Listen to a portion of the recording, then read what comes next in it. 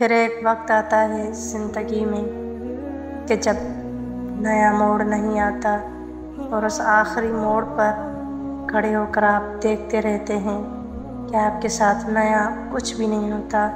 सारे रिश्ते, नाते, वाक़यात, हादसात खुद दोहराते रहते हैं और हाफ़िज़े का देव आपको अपने जंगल में ले उड़ता है। मनफी सोच कुछ लोगों के डीएनए में शामिल होती है। आप उन्हें दुनिया की कोई बेहतरीन बात भी बता दें, वो उसमें से भी कोई ना कोई खामी ढूंढ निकालेंगे। ऐसे लोगों से कम एक मील का फासला रखें, क्योंकि मनफी सोच एक ऐसी कशिश शक्ल है जो कामयाबी, खुशी, सुकून और मुस्बत सोच को अपने जहन्नुम की तरफ खींचने की भरपूर सलाहियत रखती है। बुरा न मानिए लोगों की ऐब जोई का, उन्हें तो दिन को भी साया दिखाई देता है। अच्छे और सुलझे हुए लोगों की संगत में रहा करें, क्योंकि सोनार का कचरा भी बादाम से महंगा होता है। इंसान इतना कम ज़र्फ़ है कि एक खुशी को लेकर हमेशा हंस नहीं सकता, पर एक गम को लेकर तवील अरसे तक रोता रहता है।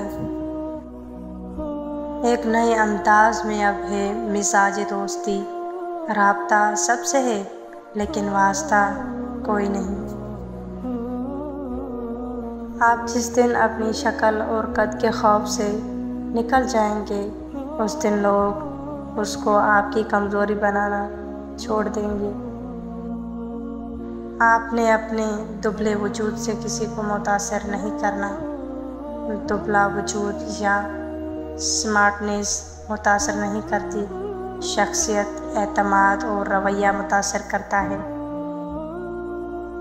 कि तेरी जन्नत में किस तरह पहुँचें ए खुदा, राह में पड़ता है पुल्ले सिरात कोई। मैं बहुत खुश हूँ क्योंकि मुझे किसी से कोई उम्मीद नहीं है सिवाय अल्लाह पाक की ज़ात से। वही मेरा रब है और वही मेरा सब है। ये वक्त आजमाइश का है, तुम्हारी आँखें रातों को गीली होंगी, दिल 1000 बार टूटेगा, सब्र आजमाया जाएगा, इम्तिहान में डाला जाएगा, लेकिन ये वक्त भी गुज़र जाएगा।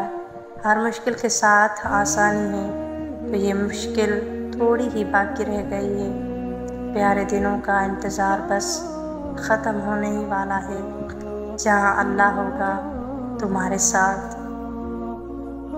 सब्र खुदा से मोहब्बत की दलील है, इसलिए सब्र किया करें ताकि खुदा से मोहब्बत और भी मजबूत हो जाए।